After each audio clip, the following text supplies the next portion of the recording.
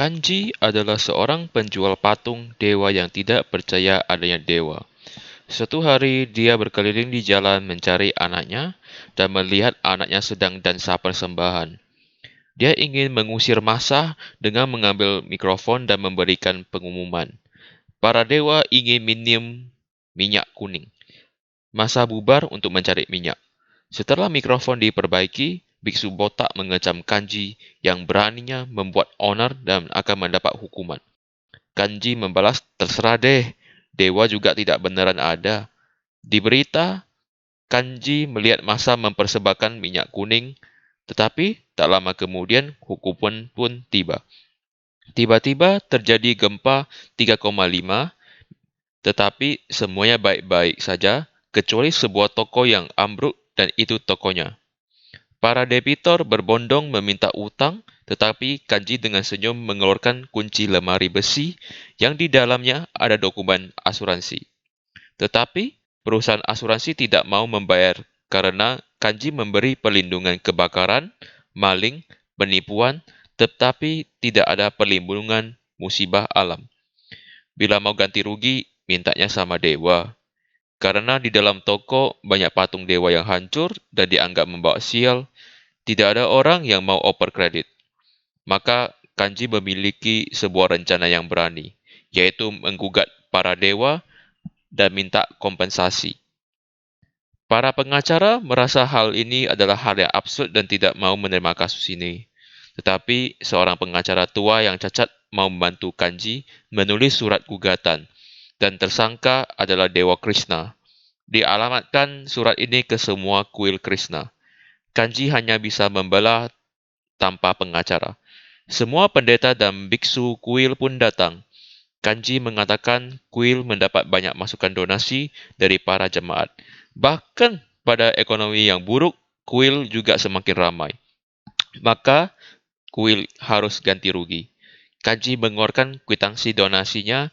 Di situ dia berdoa agar mendapat keselamatan dan bisnis lancar. Maka kuil harus bertanggung jawab atas ganti ruginya. Pengacara pembela mengatakan bahwa bencana itu datang dari dewa. Mengapa Anda menggugat kuil? Kanji sudah tahu pernyataan ini. Kanji membalas, saat rumahmu mati lampu, kamu akan komplain ke kantor pembangkit listrik, bukan langsung ke bosnya. Pernyataannya membuat seluruh hadirin tertawa. Kanji mengatakan para biksu adalah perwakilan dewa. Kemudian hakim mengatakan gugatan ini resmi bisa dilanjutkan. Seorang pendeta mengancam Kanji. Janji tidak peduli, tetapi di luar para massa sudah berkumpul. Dan di malam harinya, Kanji dikejar sama pemukul bayaran. Beruntung sekali ketemu seorang pemain stone yang menyelamatkan Kanji. Setelah sampai di rumah, rumahnya hancur dan istrinya mau pulang ke rumah ibunya sambil membawa anak. Keesok hari, si pemain stone pun muncul. Ternyata pemain stone itu membeli rumah dan toko Kanji. Kanji nanya, siapa kamu? Pemain stone menjawab, saya adalah Dewa Krishna. Tetapi Kanji tidak percaya. Dewa Krishna membalas, terserah percaya atau tidak. Setelah kamu menang gugatan, kamu akan terbayar. Walaupun para tetangga menjauhi Kanji, tetapi ada sekelompok masyarakat yang sebelumnya tertimpa bencana alam meminta Kanji membantu untuk menggugat dewa yang totalnya 40 miliar. Sidang kedua, di luar pengadilan muncul orang yang mendukung Kanji untuk melawan biksu botak yang berpura-pura puasa, tetapi karena terlalu lapar, dia memakan makanan di WC. Di acara talk show OMG, salah satu penonton mengatakan, doanya terkabulkan dan ia memangkas rambutnya sampai botak ke kuil. Kanji bilang, rambutmu sudah menjadi duit setelah dijual ke luar negeri oleh kuil. Pembawa acara mengatakan kuil juga melakukan banyak donasi. Apa pendapatmu? Kanji membalas, perusahaan tembakau juga mendirikan rumah sakit pengobatan kanker. Tidak melakukan sedikit hal positif, bea cukai akan mencari masalah terus. Menurut Kanji, kepercayaan itu adalah sebuah penipuan.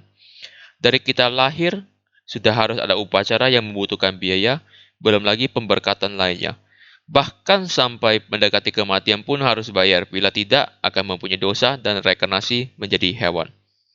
Pernyataan Kanji mendapat respon positif dan semua massa menjadi sadar spiritual. Suatu keluarga menanyakan apa yang biksu doakan dalam pemberkatan. Gitu-gitu aja 500 rupiah. Tolong jelaskan. Para biksu pergi saja. Kanji bertanya ke biksu, Anda memiliki 300 patung dewa dan ratusan biksu, tetapi Anda tidak peduli dengan fakir miskin di luar. Sebelumnya, Kanji pernah pergi sembayang di luar, masa sedang antri memberikan persembahan susu ke dewa dengan menyiram ke benda keramat. Susu tersebut mengalir ke saluran parit, fakir miskin tidak bisa meminumnya. Kanji memberikan susunya ke fakir miskin tersebut dan dia mendapat balasan, semoga dewa memberkatimu oleh fakir miskin itu. Bila susu tersebut diberikan ke fakir miskin, bukankah lebih baik? Bila dewa itu ada, mengapa saat upacara keagamaan kecelakaan bisa terjadi? Pengacara tersangka membela dengan mengatakan, bila kamu mau dapat ganti rugi, Anda mesti membuktikan kerusakan disebabkan dewa. Hakim juga mengatakan rundinganmu tidak bisa menjadi bukti. Di rumah Dewa Krishna memberikan dia sebuah buku suci. Di sidang ketiga, Kanji bertanya, apakah tulisan dalam kitab suci itu benar? Biksu botak dengan emosi menjawab iya dan para petinggi agama lainnya juga menjawab iya. Kanji mengatakan bagus sekali. Di kitab suci Moka tertulis, dunia ini diciptakan saya dan dihancurkan saya. Dan berbagai kitab suci lainnya juga mengatakan Tuhan ataupun dewa mereka menciptakan dan menghancurkan. Berbagai bukti mengatakan bahwa gempa bumi adalah ciptaan dewa. Semua orang bertepuk tangan. Kanji bilang dewa itu hanya sebuah simbol dan tidak nyata. Dewa Krishna membuat sebuah gerakan magic dan Kanji menjadi pingsan. Pihak rumah sakit memberikan pernyataan Kanji sedang kondisi kritis. Hanya dewa yang bisa menyelamatkannya, kata dokter. Di dalam kamar, Dewa Krishna muncul dan menggunakan sebuah aksesoris bulu untuk menyembuhkan Kanji, serta mengatakan kepercayaan adalah milik orang yang terdalam. Jangan dirampas. Bila dirampas, mereka akan cari yang baru. Kanji tidak percaya. Krishna menggunakan magic untuk memperlihatkan kenyataannya. Saat Kanji koma, si Gumuk mengatakan Kanji adalah titisan dewa dan dalam mimpi memiliki 4 tangan. Ada pekerja yang mimpi dimotivasi Kanji dan akan rajin bekerja. Para pendeta dan biksu membuat pernyataan mengapa Kanji bisa melawan dewa, karena Kanji adalah dewa baru. Kanji tidak menyangka walaupun kuil-kuil membayar ganti rugi sebesar 40 miliar, tetapi meraup 45 miliar dari membangun kuil Kanji. Pihak rumah sakit juga tidak mau merawat dia, karena ingin dia meninggal dan didewakan. Hari ini patung Kanji berhasil dibuat dan si gemuk menjadi pendetanya.